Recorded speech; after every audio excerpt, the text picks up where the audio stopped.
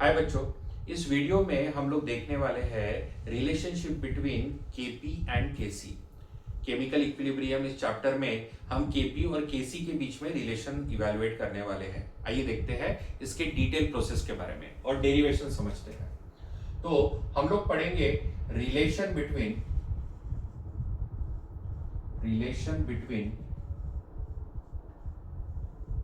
KP and KC.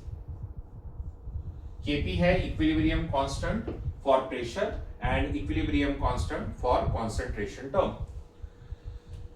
Kp और Kc में क्या रिलेशन होने वाला है, इसको समझने के लिए हम एक इक्विलिब्रियम रिएक्शन लिखेंगे। रिएक्शन है अल्फा ए प्लस बीटा बी, ये दोनों रिएक्टेंट है और ये इनके मोल्स हैं। रिवर्सिबल इक्विलिब्रियम रिएक्शन है ये।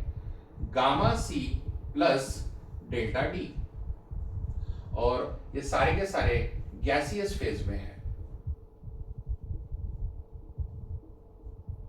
आइए केपी का एक्सप्रेशन लिखते हैं। According to rate law, what is mean by rate law?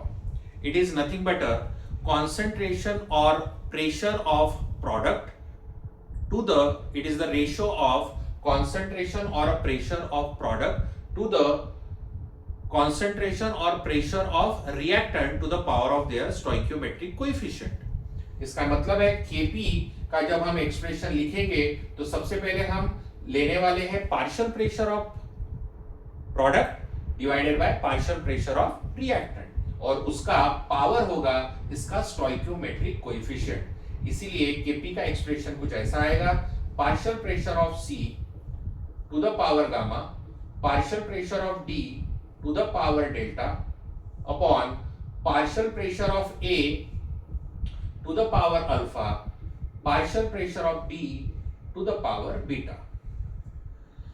Derivation की शुरुआत करते हैं आइडियल गैस इक्वेशन से। PV is equals to nRT। अगर मैं इस V को इधर लेके जाऊं तो P is equals to n upon V RT हो जाएगा। Has concentration which is nothing but a molarity is equals to number of moles upon volume given। तो n अपॉन V का मतलब होता है concentration, एंड कॉन्सेंट्रेशन को हम लोग स्क्वायर ब्रैकेट से डिनोट करते हैं। तो अगर मुझे partial pressure of A, partial pressure of B, partial pressure of C and partial pressure of D अगर चाहिए है, तो यहां पे हम लोग लिखेंगे concentration of A RT, concentration of B RT, concentration of C RT, concentration of D into RT। ये हमने पार्शियल प्रेशर निकाला है A B C D का। आइए इन सारे पार्शियल प्रेशर की वैल्यूज को हम Kp के एक्सप्रेशन में पुट करते हैं। Kp इज इक्वल्स टू, तो यहां पे आएगा concentration of C RT whole gamma, उसका पावर है गामा। यहां पे D के लिए लिखेंगे तो पार्शियल प्रेशर के लिए लिखेंगे concentration of D RT to the power delta upon concentration of A RT to the power alpha, concentration of B RT to the power beta. आइए इसमें से RT हम लोग कॉमन निकालते हैं, तो यहां पे मिलेगा हमें expression Kp is equals to concentration of C। अब ये पावर इसको भी मिलेगा तो power gamma, concentration of D to the power delta upon concentration of A to the power alpha, concentration of B to the power beta. और यहां से RT मैंने कॉमन लिया है,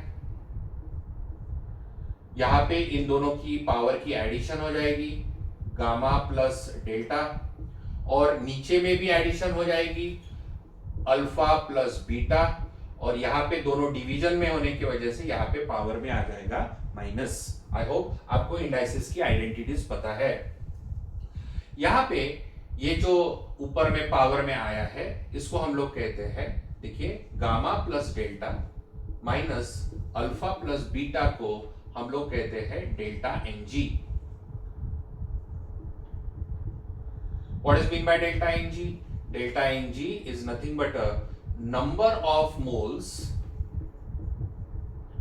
of gaseous product